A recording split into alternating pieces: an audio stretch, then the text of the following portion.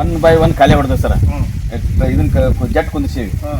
ಈಗ ನಾವಿಲ್ಲಿ ನಡಬಟ್ಟಲ್ಲಿ ಉಳಿಮೆ ನೀವು ಹೇಳಿದ್ರೆ ಭೂಮಿ ಗಟ್ಟಿ ಆಕೈತೆ ಅಂದ ವರ್ಷಕ್ಕೊಮ್ಮೆ ಉಳಿಮೆ ಮಾಡ್ಕೊಂತ ಇದ್ರೆ ಅದೇನು ಭೂಮಿಗೆ ಎಫೆಕ್ಟ್ ಆಗಲ್ಲ. ಈಗ ಇವ್ರೇನ್ ಹೇಳ್ತದ ಅಂದ್ರೆ ಹಿಡಿಮುಂಡಿಗೆ ರೋಗ ನಂದು ಬೀಳ್ತದೆ, ಅದಕ್ಕ ಹೆಂಗೆ ಅದನ್ನ ಹೋಗಲಾಡಿಸುವ ಕ್ರಮಗಳ ಬಗ್ಗೆ ತಿಳಿಸಿ ಅಂತ ಹೇಳ್ತದಾರ.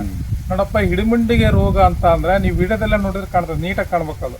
ನೀವು ನಾನು ನೋಡೋದು 1 ಸೆಕೆಂಡ್, ಅದು ಕೊನೆವರೆಗೆ ಇರ್ತದೆ ವಿಡಿಯೋ ನೋಡಿ. ಹಿಡಿಮುಂಡಿಗೆ ರೋಗ ಅಂದ್ರೆ ಪ್ರಪಂಚದಲ್ಲಿ ಯಾವುದೇ ಗೊಬ್ಬರ ಔಷಧಿಯನ್ನ ನಾವು ಭೂಮಿಗೆ ಹಾಕಿಬಿಟ್ಲೇನೆ ಮಣ್ಣು ಫ್ರೀ ಆಗೋತಕ್ಕಂಥದ್ದಿಲ್ಲ. ಈಗ ಹೆಂಗೆ ಯಾವುದೇ ಒಂದು ಫೌಂಡೇಶನ್ ಹಾಕಿರ್ತೀವಿ, ಒಂದು 2-3 ವರ್ಷ ಬಿಡ್ತೀವಿ, ಮಣ್ಣು ನಾವು ಬಡಿಯೋದು ಬೇಡ, ಏನೂ ಬೇಡ, ಆಟೋಮೆಟಿಕ್ಲಿ ನ್ಯಾಚುರಲ್ಗೆ ಬರೋಬ್ಬರಿ ಗಟ್ಟಿಯಾಗಿರ್ತದೆ ಅದು. ಅದೇ ರೀತಿ 365 ದಿನನೂ ನೀರಿನ ಹನಿಗಳು ಕೆಳಗಡೆ ಬೀಳ್ತವೆ, ಓಡಾಡ್ತೀರಿ, ಇದ್ರ ಹೊಲದಾಗ ಏನಾರು ಕೆಲಸ ಮಾಡ್ತೀರಿ ಅಂದ್ರೆ ಮಣ್ಣು ತುಳಿತಕ್ಕೆ ಒಳಗಾಗ್ತದೆ. ಜೆಟ್ ಮಾಡಿದ್ರೆ ನೀರು ಹೊಡೆಯೋದ್ರಿಂದ ತುಳಿತಕ್ಕೆ ಒಳಗಾಗ್ತದೆ, ಆ ಮಣ್ಣು ಗಟ್ಟಿ ಆಗ್ತದೆ, ಬೇರುಗಳು ಸರಿಯಾಗಿ ಬೆಳೆಯೋಕೆ ಆಗಲ್ಲ. ಅವಾಗ ಏನಾಗ್ತದೆ, ಮಣ್ಣು ಗಟ್ಟಿ ಆಗ್ತದೆ, ಹಿಡಿಮುಂಡಿಗೆ ರೋಗ ಬರ್ತದೆ, ಪೋಷಕಾಂಶಗಳು ನ್ಯೂನತೆ ಆಗ್ತದೆ, ಆವಾಗ ಹಿಡಿಮುಂಡಿಗೆ ರೋಗ ಬರ್ತದೆ. ಒಂದು ಅದಕ್ಕೆ ಏನು ಮಾಡ್ಬೇಕಂತಂದ್ರೆ ವರ್ಷಕ್ಕೆ ಒಂದ್ಸತಿ ಎಲ್ಲಿ ನಾನು ಹೇಳೋದು ಎಲ್ಲ ವಿಡಿಯೋದಾಗ ಅಷ್ಟೇ, ನೀರು ನಿಲ್ತಾ ಇಲ್ವಾ ಕಾಲುವೆ ಮಾಡಿ, ನೀರೆಲ್ಲೂ ನಿಲ್ತಾ ಇಲ್ವಾ ಕಾಲುವೆ ಅವಶ್ಯಕತೆನೇ ಇರಲ್ಲ, ಯಾವುದೇ ಕಾರಣಕ್ಕೂ ಕಾಲುವೆ ಮಾಡಕ್ಕೆ ಹೋಗ್ಲೇಬಾರ್ದು. ಈಗ ನೋಡಿ ಇವ್ರು ಏನು ಮಾಡಿದ್ದಾರೆ, ಈಗ ಒಂದ್ ಸಾಲ್ ಬಿಟ್ಟು ನಾನು ಇಲ್ಲೇ ಹೇಳೋಗಿರ್ತೇನೆ, ಇವು ಹ್ಯಾಡ್ಗಳೆಲ್ಲ ಬೀಳ್ತಾವಲ್ಲ, ಹ್ಯಾಡ್ಗಳೆಲ್ಲ ರೋಗ ಇರ್ತದೆ ಅದ್ರಾಗ, ಆ ರೋಗಗಳು ಇರೋ ಹ್ಯಾಡನ್ನೆಲ್ಲ ಒಂದ್ ಸಾಲ್ ಬಿಟ್ಟು ಇದ್ರಾಗ ಹಾಕ್ಬಿಟ್ರಲ್ಲ ನೀರು.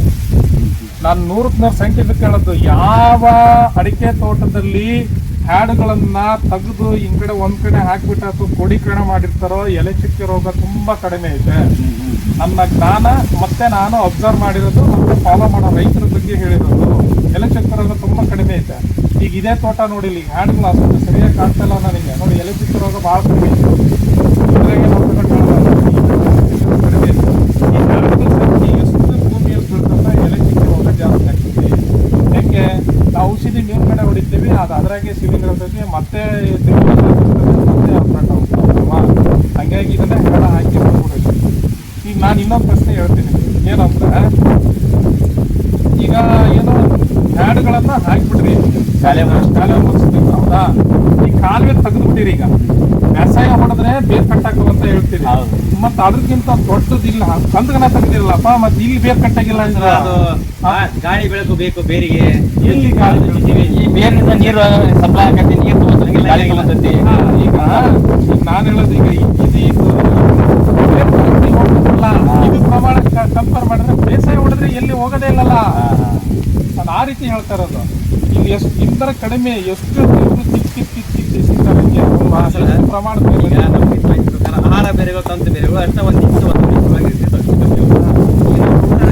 ಪಡಿಸ್ತು ಅಂದ್ರೆ ಅದು ಒಂದು ಆಹಾರದಿಂದ ಬೇರೆಗಳು ತಂತು ಬೇರೆಗಳು ಎಲ್ಲ ಇದಾಗಿರ್ತಾವಂತಾರ.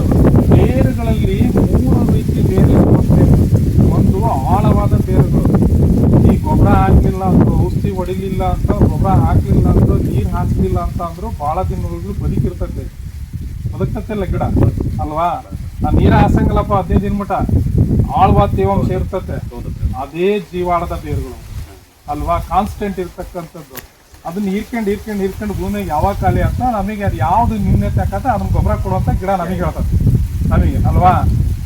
ಅದೇ ಆ ಬೇರೇನಾದ್ರೂ ನೀವು ಡಿಸ್ಟರ್ಬೆನ್ಸ್ ಮಾಡ್ತಾ ಇದೀಯಾ? ಇಲ್ಲ.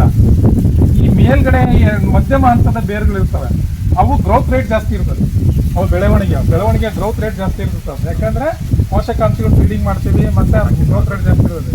ಇನ್ನು ಮೇಲ್ ಹಂತದ ಬೇರುಗಳು ಇರ್ತಾವಲ್ಲ, ಅವಕ್ಕೆ ಗಾಳಿ ಬೆಳಕು ಬೇಕು, ಮತ್ತೆ ನೀವು ಗೊಬ್ಬರ ಹಾಕಿದ್ದು ಚೆನ್ನಾಗಿ ಲಿಕ್ವಿಡೇಷನ್ ಆಗಿ ಭೂಮಿಗೆ ಇಳಿಬೇಕದು, ಅದಕ್ಕೆ ಮಾಡ್ಬೇಕು. ಈ ಆರ್ಗ್ಯಾನಿಕ್ ಕಂಪನಿ ಆಗ್ಲಿ ಯಾರೇ ಆಗ್ಲಿ ಬೇರುಗಳನ್ನ ನೀವು ಕಟ್ ಮಾಡಿದ್ರೆ ಅವನ್ ಪ್ರಾಡಕ್ಟ್ ಔಷಧಿ ಹಾಕಿದ ಕೂಡಲೇ ಕೆಲಸ ಮಾಡ್ಬೇಕಲ್ಲ. ಈಗ ನೀವು ಗೊಬ್ಬರ ಹಾಕ್ತಿ ಬೇಗ ಕೆಲಸ ಮಾಡ್ಬೇಕಲ್ಲ, ಯಾವ್ದೋ ಒಂದ್ ಗೊಬ್ಬರ ಹಾಕಿದ್ರೆ ಅದನ್ನ 1 ಅಡಿ ಮಟ್ಟ ಇಳಿತದ? ಸಾಧ್ಯನೇ ಇಲ್ಲ ಅಲ್ವಾ? ಬೇಡ, ಒಂದ್ 1/2 ಅಡಿ ಮಟ್ಟ ಹೋಗ್ತದ ಅಂತ ಹೇಳ್ತಾನ.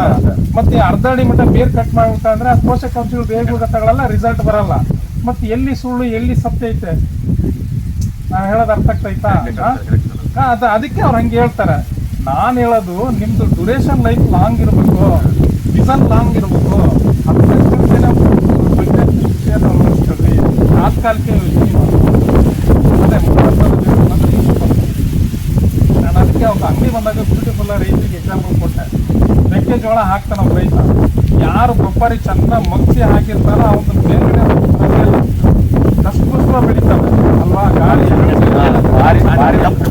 ದಪ್ಪ ಇರ್ತಾನೆ ಯಾವ ಹಂಗೆ ರೋಟಿ ಏನೆಲ್ಲ ಆಗ್ತದೆ ಯಾಕಂದ್ರೆ ಮಣ್ಣು ಫರ್ಟಿಲೈಸರ್ ಮೇಲೆ ಮೇಲ್ಗಡೆ 3 ಇಂದ 4 ಇಂಚ್ ಮಣ್ಣು ಬಹಳ ಫಲವತ್ತತೆ ಇರ್ತದೆ. ಕಸ ಕಡ್ಡಿ ಎಲ್ಲ ಅದು ಕೆಳಗಡೆ ಹೋಗ್ಬೇಕಂತ ನಾನು ಹೇಳೋದು ಅಲ್ವಾ. ಅವಾಗ ಏನಾಗ್ತೈತಿ ಆ ರೀತಿ ಗಾಳಿ ಬೆಳಕು ಸಿಗ್ಬೇಕು. ಈ ರೀತಿ ಅಲ್ಲ, ಈ ರೀತಿ ಅಲ್ಲ, ಈ ರೀತಿ ಅಲ್ಲ. ಆಮೇಲೆ ನೀವು ಚೆನ್ನಾಗಿ ಅದು ಬೇರುಗಳು ಹೋದ್ರು ಕೂಡ ಹೊಸ ಬೇರುಗಳು ಬೆಳಿತಾವೆ. ಹಿಂಗಿರುತ್ತೆ, ಇಲ್ಲಿ ಕೆಳಗಡೆ ಇಳಿತಾನೆ ಇರುತ್ತೆ. ಇದು ಇದೇ ಸೋಲ್, ಅದಕ್ಕೆ ಇದು ಸೋಲ್ ಅಲ್ಲ. ಇದಕ್ಕೆ ವ್ಯಾಮ್ ಹಾಕಿದ್ರೆ ಮತ್ತೆ ಬೇರೆ ಬೆಳಿತಾವೆ. ಹಟ್ಟಿ ಗೊಬ್ಬರ, ದನಿ ಗೊಬ್ಬರ ಹಾಕಿದ್ರೆ ಅವೇ ಬೇಕಾದಷ್ಟು ಬೆಳ್ಕೊಂಡ್ಬಿಡ್ತವೆ. ಆಮೇಲೆ ನೀರು ನಿತ್ತು ಬೇರುಗಳು ಕೊಳಿತವೆ. ನೀವೇನು ಮಾಡ್ಲಕ್ ಹಿಂಗೆ ಬಿಟ್ಬಿಟ್ರೆ ಆ ಕೊಳಿತಕ್ಕಂತ ಬೇರು ಕೂಡ ಇದಕ್ಕೆ ರೋಗ ಹತ್ತತ್ತೆ ಅಲ್ವಾ. ಆ ಬೇಸಾಯ ಮಾಡೋದ್ರಿಂದ ಏನಾಗ್ತೈತೆ, ಅಲ್ಲಡ್ಡಿ ಬೇರೆಲ್ಲ ಹೊರದು ಹೋಗ್ಲಿ. ಈಗ ಪ್ರಕೃತಿ ವೈಶಿಷ್ಟ್ಯ ಕಟ್ ಮಾಡಿದಷ್ಟು ಚೆನ್ನಾಗಿ ಬೆಳಿತೈತೆ, ಅದು ಫೀಡಿಂಗ್ ಮಾಡ್ಬೋದು ಸರ್. ಈಗ ಪೂರ್ತಿ ಬೇರು ಬಡ್ಡಿ ಬೇರು ಎದ್ದು ಇದಾಕತ್ತಲ್ಲ, ಅದ್ರದ್ದು ಏನು ಕಸುವಿಗೆ ಇದಾಗ್ತದೆ ಈ ತರ ನೋಡಿ ಸರ್. ಇಲ್ಲೇ ಈ ತರ ಮ್ಯಾಗಲ್ ತೊಗಟಿನ ಹರಿದು ಇದಾಗ್ತದೆ. ಅದು ಮೇಲ್ಗಡೆ ಯಾಕೆ ಬರ್ತೈತೆ ಅಂದ್ರೆ ಕೆಳ ಹಂತದ ಬೇರುಗಳು ಹಿಂಗಿದಾವಲ್ಲ, ಈ ಬೇರುಗಳು ಸರಿಯಾಗಿ ಬೆಳೆಯೋದಕ್ಕೆ ಭೂಮಿ ಗಟ್ಟಿ ಆಗ್ತೈತೆ. ಭೂಮಿ ಗಟ್ಟಿ ಆಗ್ತೈತೆ. ಆ ಗಟ್ಟಿ ಆದಾಗ ಏನಾಗ್ತದೆ ಅಂದ್ರೆ ಇದು ಮೇಲ್ ಹಂತದ ಬೇರುಗಳು ಬರ್ತದೆ. ಯಾಕಂದ್ರೆ ಅದು ಮುದ್ದು ತಗೊಳ್ಬೇಕು, ಅದು ಶರೀರ ಬೆಳಿಬೇಕಂದಾಗ ಸಪೋರ್ಟಿಂಗ್ ಬೇರ್ಗೋತಾರೆ. ಮೆಕ್ಕೆಜೋಳ ಕರೆಕ್ಟಾಗಿ ಕಂಪೇರ್ ಮಾಡಿ ಕೇಳ್ರಿ. ಬೇರೆದು ಏನೇ ಬೇಡ, ಮೆಕ್ಕೆಜೋಳ ಕಂಪೇರ್ ಮಾಡಿ ಕೇಳ್ರಿ. ಅದು ಆಳವಾಗಿ ಭೂಮಿ ಹುಸುವಾಗಿತ್ತಂದ್ರೆ ಗಟ್ಟಿಯಾಗಿತ್ತಂದ್ರೆ ಸಪೋರ್ಟಿಂಗ್ ಬರ್ತೈತಿ. ಇದು ಸೇಮ್ ಹಂಗೇನೆ. ಮತ್ತೆ ಹಿಡಿಮಿಂಡಿಗೆ ರೋಗ ಅಂದ್ರೆ ಇದೇನೆ. ಮತ್ತೆ ಇದನ್ನ ಹೆಂಗ್ ಹೋಗ್ಲಾಡಿಸ್ತೀರಿ, ಇದನ್ನ ಹೆಂಗಪ್ಪ ಹೋಗ್ಲಾಡಿಸ್ತೀರಿ? ಕಲ್ಟಿವೇಶನ್ ಮತ್ತು ಅದಕ್ಕೆ ಗಾಳಿ ಬೆಳಕು ಈ ಭೂಮಿ ಮುಖಾಂತರ ಹಿಂಗ್ ಇಳಿಬೇಕು. ಇದು ಹಿಂಗಲ್ಲ ನಾನು ಹೇಳೋದು ಹಿಂಗೆ. ಇದು ಮತ್ತೆ ನೀರ್ ಹೆಚ್ಚು ಕಟ್ಟಿ ನಿಲ್ಲೋದ್ರಿಂದ ಬೇರುಗಳು ಕೊಳಿತವೆ ಅಲ್ವಾ. ಇದು ಡೇಂಜರ್. ಇದು ನಾನು ಹೇಳೋದು ಹಿಂಗ್ ಮಾಡಬಾರ್ದು. ಬಟ್ ನೀರ್ ಹಾಸ್ಬೇಕಪ್ಪ ಅಂದ್ರೆ ಇದು ಒಳ್ಳೇದು. ನೀರ್ ಹಾಸ್ಬೇಕಂದ್ರೆ ಜೆಟ್ ನೀರ್ ಅಲ್ಲೇ ಕೊಡ್ಬೇಕಂತ ಇಲ್ಲ. ಅಲ್ಲೇ ಕಟ್ಟಿಬಿಟ್ರೆ ಸಾಕು. ಇದೇ ನೀರನ್ನು ಎಳ್ಕೊಂಡತೆ ಆರಾಮಾಗಿರ್ಬೋದು. ನೀವು ಮೇಲ್ಗಡೆನೂ ಹೊಡೆಯೋ ಅವಶ್ಯಕತೆ ಇಲ್ಲ ಅಲ್ವಾ. ಅದಕ್ಕೆ ಅನುಗುಣವಾಗಿರ್ತದೆ. ಮತ್ತೆ ಕೇಳ್ತೀರಿ, ಮತ್ತೆ ಕೇಳೋದಾದ್ರೆ ಕೇಳಿ ಪಟ ಏನಿಲ್ಲ ಸರ್. ಎಲ್ಲ ನೋಡಿ, ಜೆಟ್ ಯೋಗ್ಯ ಅಂತ ಅಂದ್ರೆ ಈ ನೀರಾವರಿ ವ್ಯವಸ್ಥೆಯಲ್ಲಿ ಹಾಯಿ ನೀರು ಮಾಡೋದು ಒಳ್ಳೇದಾ, ತುಂತುರು ನೀರುಗಳಲ್ಲಿ ಇದೆ ಡ್ರಿಪ್ ನೀರು ಒಳ್ಳೇದಾ, ಅಥವಾ ಜೆಟ್ ನೀರು ಒಳ್ಳೇದು? ಇವೇ 3 ವಿಧಾನ ಅಲ್ಲ ನಾವು ಬಳಸೋದು ಅಲ್ವಾ. ನೋಡಿ, ಒಂದೊಂದೇ ಹೇಳ್ತೀನಿ. ಹಾಯಿ ನೀರು ಮಾಡೋದ್ರಿಂದ ಭೂಮಿ ಗಟ್ಟಿ ಆಗ್ತದೆ, ಬಹಳ ಗಟ್ಟಿ ಆಗ್ತದೆ. ಅಂದ್ರೆ ಡ್ರಿಪ್ ನೀರಿಗೆ ಜೆಟ್ ನೀರಿಗೆ ಕಂಪೇರ್ ಮಾಡಿದ್ರೆ ಹಾಯಿ ನೀರು ಗಟ್ಟಿ ಆಗ್ತದೆ. ಮತ್ತೆ ಕೆಪ್ಪಾಗ್ತದೆ ನಿಮ್ಮ ಭಾಷೆಯಲ್ಲಿ, ಹೌದಾ. ಆಸಿಡ್ ಜಾಸ್ತಿ ಆಗ್ತದೆ ನೀರ್ ಕಟ್ ನಿಲ್ಸೋದ್ರಿಂದ. ಬೇರುಗಳು ಕೊಳಿತ ಜಾಸ್ತಿ ಆಗ್ಬೋದು. ಲಡ್ ಏನಾದ್ರೂ ಅದರಲ್ಲಿ ಸಿಕ್ಕಾಕೊಂಡು ಗಳಿಯಾಕತ್ತೋ ಅಂತ ಅಂದ್ರೆ ಅದು ಯೋಗ್ಯವಾದ ನೀರಲ್ಲ ಅಂತ ನಾನು ಹೇಳೋದು. ನೆಕ್ಸ್ಟ್, ಈ ಡ್ರಿಪ್ ನೀರು ಹಾಕ್ತೀರಿ. ಡ್ರಿಪ್ ಹಾಕಿದ್ರೆ ಏನಾಗ್ತೈತಿ, ನೀರ್ ಎಲ್ಲಿ ಬೀಳ್ತೈತೆ ಅಲ್ಲಿ ಅಷ್ಟೇ ತಗೊಳ್ತೈತೆ. ಬೇರೆ ಎಲ್ಲ ಕಡೆ ಸಿಗಲ್ಲ ಅನ್ನೋದು ಒಂದಿರ್ತದೆ. ಬಟ್ ನೀರನ್ನು ಚೆನ್ನಾಗಿ ಮ್ಯಾನೇಜ್ಮೆಂಟ್ ಮಾಡಿದ್ರೆ ನಮಗೆ ಗೊತ್ತಾಗ್ತದೆ. ಬಟ್ ಇನ್ನು ಜೆಟ್ ನೀರ್ ಮಾಡಿದ್ರೆ ಏನಾಗ್ತದೆ ಅಂದ್ರೆ ಟೋಟಲ್ ಯೂನಿಫಾರ್ಮ್ ಆಗಿ ಟೆಂಪರೇಚರ್ ಅನ್ನೇ ಮೇಂಟೈನ್ ಮಾಡ್ತಾರೆ. ಯೂನಿಫಾರ್ಮ್ ಆಗಿರ್ತದೆ. ಬಟ್ ಅದು ಕೂಡ ಮಣ್ಣಿನ ನೀರು ಬಿದ್ದು ಗಟ್ಟಿ ಆಗ್ತದೆ. ಸೊ ಜೆಟ್ ನೀರು ಮಾಡೋದು ಒಳ್ಳೇದು. ಬಟ್ ವರ್ಷಕ್ಕೊಂದ್ಸತಿ ಉಳುಮೆ ಮಾಡಲೇಬೇಕು ಅವ್ನು ಮಾಡಿದ್ರೆ. ಡ್ರಿಪ್ ಹಾಕಿದ್ರೆ ಹಂಗಲ್ಲ, ನೀರು ಎಲ್ಲಿ ಬೀಳ್ತದೆ ಅಲ್ಲೇ ಬೀಳ್ತದೆ. ಈಗ ನಾನು ತೋಟಗಳಿಗೆ ಗೊಬ್ಬರ ಹಾಕ್ಬೇಕು, ನನ್ನ ಕೈಯಿಂದ ಆಗಲ್ಲ ಅಂತ ಒಬ್ಬ ರೈತ ಇರ್ತಾನೆ, ಅವ್ನು ಡ್ರಿಪ್ ಮಾಡ್ಕೊಂಡಿರ್ತಾನೆ. ಡ್ರಿಪ್ಪಿನ ಮುಖಾಂತರನೇ ಕೊಡ್ತಾನೆ. ಅದಕ್ಕೆ ಲೇಬರ್ ಕಾಸ್ಟ್ ಉಳಿತೈತೆ.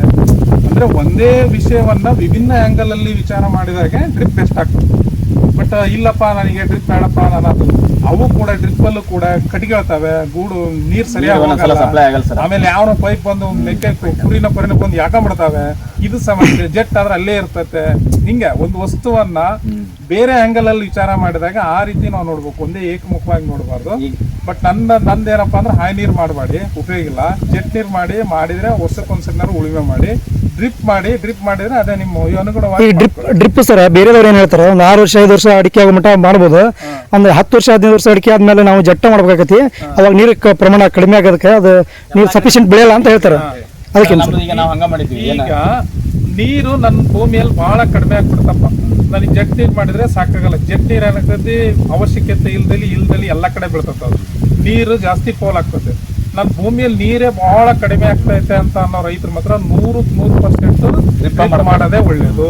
ಇಲ್ಲ ನನ್ನ ನೀರ್ ಚೆನ್ನಾಗೈತೆ ಅಂತ ಬರಗಾಲ ಇದ್ರೂ ಸಮಸ್ಯೆ ಇಲ್ಲ ಅಂದ್ರೆ ಡ್ರಿಪ್ ಮೈಸೂರಿಯನ್ನು ಚೆಕ್ ಮಾಡಿ, ತೊಂದ್ರೆ ಇಲ್ಲ. ಮತ್ತೆ ಆಮೇಲೆ ಮೈಕ್ರೋ ಜೆಟ್ಗಳನ್ನ ಮಾಡಬೇಕು, ದೊಡ್ಡ ಜೆಟ್ಗಳನ್ನ ಗನ್ ಜೆಟ್ಗಳನ್ನ ಮಾಡಬಾರ್ದು. ಭೂಮಿ ನೀರಿನ ಹೊಡೆತಕ್ಕೆ ಮತ್ತೆ ಗಟ್ಟಿ ಆಗ್ತತಿ, ಸೊ ಅದು ಕೂಡ ತಪ್ಪಾಗ್ತದೆ. ಮತ್ತೆ ಹೇಳ್ತೀನಿ, ಅಲ್ಲೋ ಈಗ ಸುಖ ನೀ ಹೇಳಿದ್ದು ಜಟ್ ಬಾಳದ ನಾನು ಮತ್ತೆ ಕೇಳೋದೈತಾ? ಮತ್ತೇನಿಲ್ಲ sir. Okay, thank you very much.